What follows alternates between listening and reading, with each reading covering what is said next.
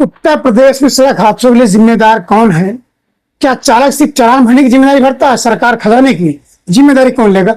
आप देखें मिस्टर जब तक राजू यादव के साथ उत्तर प्रदेश में इस साल 1 जनवरी से 20 मई के बीच सड़क हादसों की संख्या 13,000 के पार रही है, जिसमें लगभग 77 लोगों ने अपनी जान गंवा दी। ये आंकड़े बेहद चौंकाने वाले हैं और राज्य सड़क सुरक्षा को लेकर चिंता बढ़ाते हैं। अगर पिछले वर्ष की तुलना करें तो 2024 में कुल 46,052 सड़क दुर्घटना हुई थी, जिनमें से 24,118 मौत हुई, जिनमें 24,118 मौतें और 34,665 लोग घायल हुए थे। वहीं 2023 में यह संख्या बढ़कर 44,354 हो गई। हादसे में 13 लोगों की मौत हो चुकी है। सबसे जानलेवा साबित हो रही हैं सड़कें। दोपहर ज्यादा खतरनाक होता है। एक रिपोर्ट में इस बात पर जोर दिया गया है कि दोपहर का समय सबसे खतरनाक साबित हो रहा है। इस साल 1 जनवरी से 20 मई के बीच दोपहर के वक्त 4,352 हादसे हुए, जिनमें 2,238 लोगों की मौत हो गई। इसकी वजह बताई गई भीषण गर्मी, ड्राइवरों की थकान, तेज रफ्तार और गाड़ी की स्पीड तेज होना। शाम के समय यानी 6 से 9 बजे के बीच भी 3,254 दुर्घटनाएं दर्ज की गई, जिनमें 1,945 लोग मौत के घाट उतर गए। यह समय दोपहर से लौटते वक्त भारी भीड़ और सूरज ढलने के बाद होती कम रोशनी की वजह से भी खतरनाक हो जाती। सुबह और रात भी सुरक्षित नहीं है। सोचते सुबह सुरक्षित है, ऐसा नहीं है। सुबह 6 बजे दोपहर 12 बजे के बीच भी 2,629 हादसे हुए, जिनमें 1,427 लोग काल के गाल में समा गए। यह समय तुलनात्मक रूप से थोड़ा सुरक्षित माना जाता है, लेकिन स्कूल और ऑफिस जाने वाले लोगों की आवाजाही के कारण यह भी खतरा बना रहता। रात 9 बजे से सुबह 3 बजे तक 2,585 दुर्घटना हुई और 1,699 लोग काल के गाल में समा गए। अपेक्षाकृत खाली होती, जिसके ड्राइवर तेजी से वाहन चलाते हैं, ऊपर से नींद की कमी, थकावट हादसे को घातक बना देते हैं। सबसे कम हादसे सुबह 3 बजे से 6 बजे के बीच दर्ज की गई, जो सिर्फ 506 हैं, लेकिन इस दौरान हुई मौतों की संख्या 392 रही, जो कि बेहद खतरनाक है। इस समय की मृत्यु दर 77% रही है, जो सभी समयों में सबसे ज्यादा है। ट्रैफिक के लिए आखिर जिम्मेदार है कौन? कौन इसकी जिम्मेदारी लेगा? केवल जनता भुगतान करे और मरे? सरकार अपना खजाना भरे, सोती रहे, अपनी जेब भरे? देखिए सरकार कैसे खजाना भरती है। बिना हेलमेट गाड़ी चलाया जुर्माना 1,000, नो पार्किंग में गाड़ी पार्क कर दी जुर्माना 3,000, इंश्योरेंस नहीं कराया जुर्माना 1,000, शराब पीकर वाहन चलाया जुर्माना 10,000, नो एंट्री में अगर गलती से गाड़ी एंट्री हो गई जुर्माना 5,000, मोबाइल फोन पर बात करना जुर्माना 2,000, प्रदूषण सर्टिफिकेट नहीं है जुर्माना 1,100, ट्रिपल सी ड्राइविंग जुर्माना 2,000, खराब सिग्नल सरकार की जिम्मेदारी कुछ नहीं, सड़क पर गड्ढे सरकार जिम्मेदारी से परे, सड़कें होंगी हिमा मालिनी के गाल जैसी, गड्ढे होंगे गढ़वाल जैसे। फुटपाथ पर अतिक्रमण है, जिम्मेदार कोई नहीं है।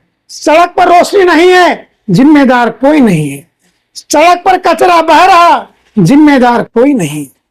सड़कों पर लाइट के खंभे नहीं है, सरकार की कोई जिम्मेदारी नहीं है। तो जिम्मेदारी आखिर लेगा कौन?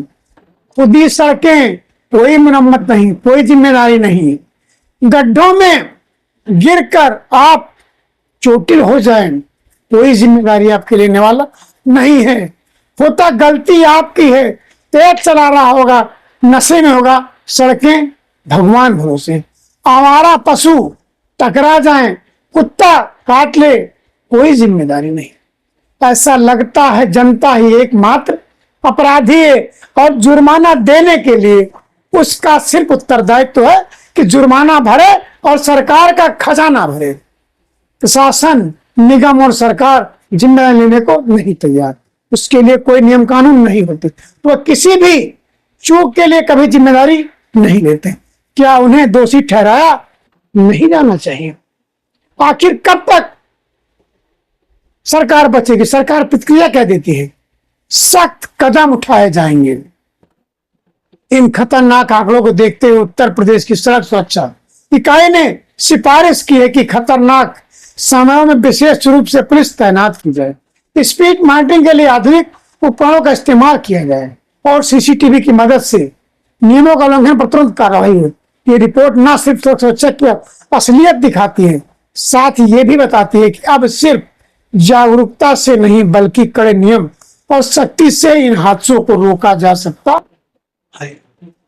आपने देखा,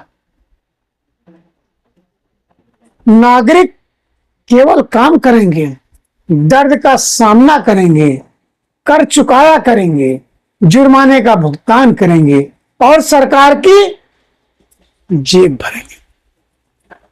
आज देश वन नेशन वन इलेक्शन की बात खुले दिल से करता है, लेकिन एक देश एक टैक्स की बात करने में बगले जानते हैं।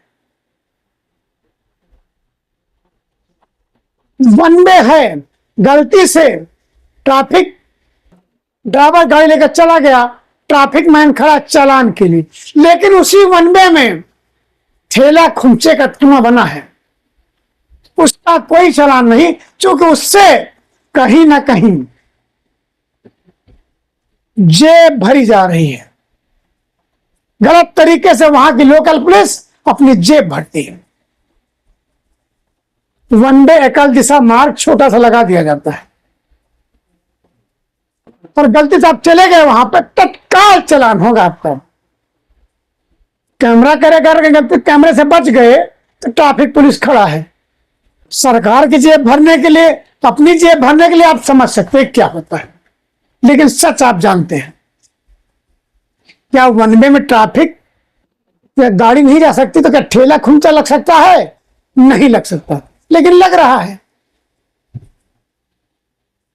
सबसे वीवीआईपी एरिया में लग रहा है और उस वन वे में लिखा हुआ है सिविल अस्पताल जाने का रास्ता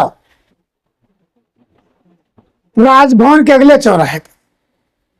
सूचना विभाग का ऑफिस है, माध्यमिक शिक्षा विभाग वहां शिक्षा दे रहा है, और जब आप राजभवन की तरफ सहजगंज जाते हैं, उसी जीपीओ तरफ लिखा है सिविल अस्पताल जाने का रास्ता और बाकायदा एरो बना हुआ है। उसी के आगे छोटा सा बोर्ड लगा है एकल दिशा मार्ग। अगर कोई बाहरी व्यक्ति आ गया और चला गया, मार्ग दिखा रहा सिविल जाने का रास्ता, तो सोचे उसका क्या हश्र होगा। या तो तीसरी आंख चलान करेगा, तीसरी आंख से गलती से बच जाएगा तो ट्रैफिक माइन चलान करेगा। आखिर कैसे चलेगा? हम इतना जुर्माना भरते हैं तो मुझे सुविधा भी चाहिए, लेकिन सुविधाओं के नाम पे सिर्फ आंखें दिखा दी जाती है। आखिर कब तक हमारे देश का नागरिक, ईमानदार नागरिक, राष्ट्रभक्त नागरिक, देश प्रेमी नागरिक सिर्फ टैक्स पर टैक्स देता रहेगा और अपने कर्तव्यों का निर्वहन करता रहेगा? आखिर उसके कुछ अधिकार भी तो होते हैं। जब हम रोड टैक्स देते हैं तो रोड लाइट मेरा अधिकार हो जाता, मुझे चाहिए, नहीं मिलती। हम इसके लिए कहां जाएं, क्या कंप्लेन करें? जब चालक गलत मार्ग में चला जाता है तो चालान हो जाता है, लेकिन उसी मार्ग पर जब गड्ढे हों, रोशनी ना हो, तो इसका चालान कौन करेगा? क्या इसकी प्रतिपूर्ति जनता को होनी चाहिए, नहीं होनी चाहिए? ये सवाल मैं आप लोगों के लिए छोड़ कर जाता हूं। जो उचित लगे कमेंट्स बॉक्स में जरूर जवाब दीजिएगा, ताकि मैं ये सवाल सरकार से कर सकूं।